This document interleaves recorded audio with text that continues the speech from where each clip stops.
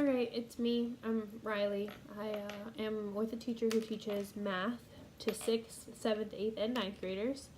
I work in a small school, and I know we do have students that have like high intensity like home lives or have like rough things, and sometimes they do get brought to school, but I have to say I don't think any of them have been like as high intensity as like the example in the other video of like a student stabbing another student in the face or anything like that.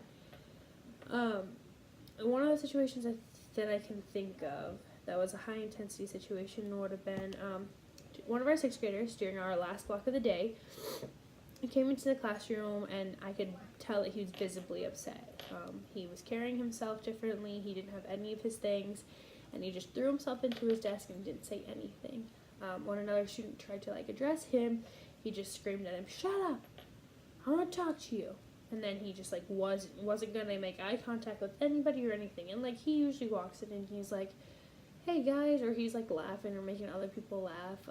He likes to like tell jokes and riddles and puns, and so that's the kind of person that he usually is. So it was pretty visible that something was bothering him.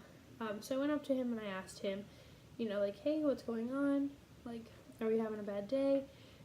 And he had told me that during last period, which was like their study hall period, he went to the bathroom and he came back and some of his stuff was gone. And it was right before the bell rang, and he was pretty sure that everybody or somebody in the class had hid it from him.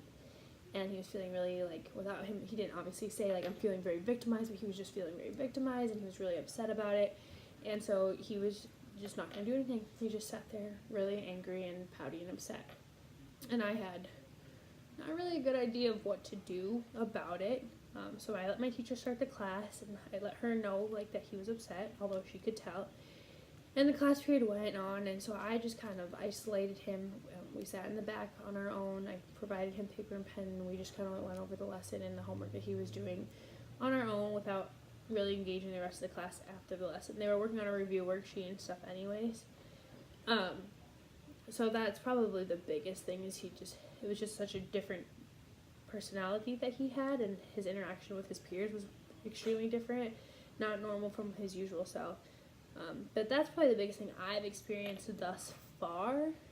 My teacher really didn't do much. She had class to worry about. She led a review lesson and then gave out review worksheets and helped the other students, and I was there with him, so I kind of took the lead on just like being with him, and I just like gave him some, I think what he just needed like a little bit of individual attention because he was feeling very like left out, separated.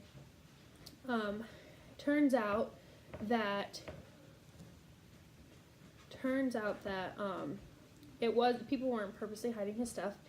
It was just misplaced. Somebody had thought that it was somebody else's, so they put it by their stuff and they had grabbed it not realizing it. But he had felt very like that people were targeting him on purpose, and after everything was worked out, things were better. But I later had found out that he does have a rough home life, and so I think that had a big part of it. So I think that's really all I have. I guess maybe I'm fortunate enough not to have any big issues so far. I'm sure it will happen, and I don't know if I will know how to handle it. But okay, thanks.